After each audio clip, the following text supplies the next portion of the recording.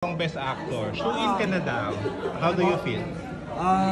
Hindi ko masyado iniisip yun. Iniisip ko yung hindi individual na talent, kundi yung lahat ng talent na isang grupo pinagsama para may kwento tong napakagandang proyekto na to.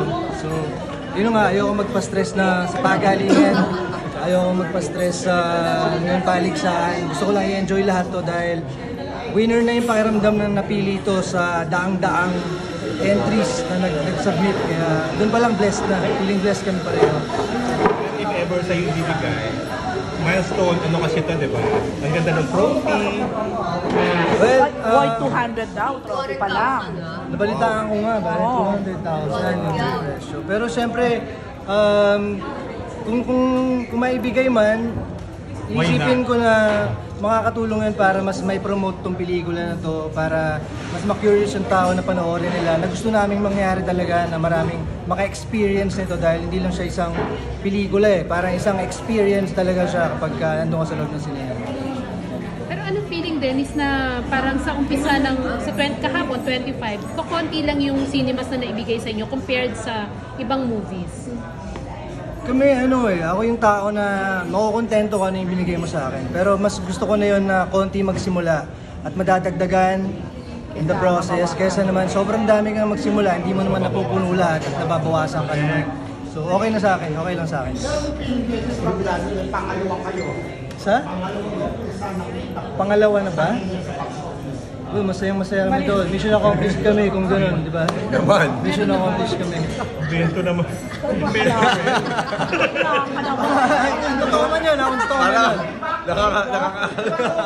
Grabe yung tinulong ng friend. Wapo yun.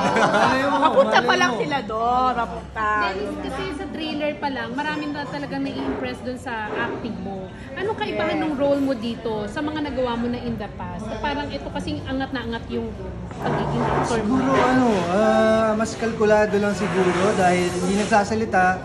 Bawat tingin dapat makahulugan, bawat senyales maging naiintindihan ng maraming tao.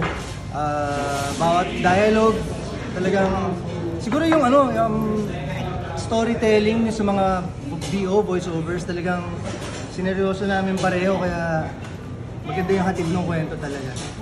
Si Jen parang all out support din sa iyo dito. Nagpagawa pa raw ng mga short na gusto din namin. Sana meron din kami.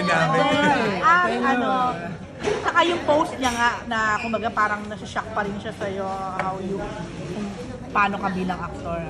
Nakakatuwa dahil yun yung pinaka numero unong critic ko Bira siya manood ng mga projects ko. Piling-pili lang. At dito, hindi ko inasahan na may iyak talaga siya as in breakdown and tagal niya makaget over kahit tapos na yung pelikula.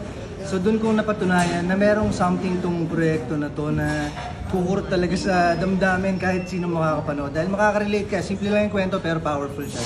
Ito last question, Dennis, Ruru, kasi kahapon Christmas Day, medyo mas konti yung sinehan pero nakakatuwa nga, kumakalat ngayon 75% now ng mga sinehan na nadagdag sa India. 75. Wow. 75%. So, almost double na yung sinihan nyo. Tutuwa kami na mas maraming makakapanood nito dahil napakaganda ng mensahe ng pelikula para sa lahat ng lasos.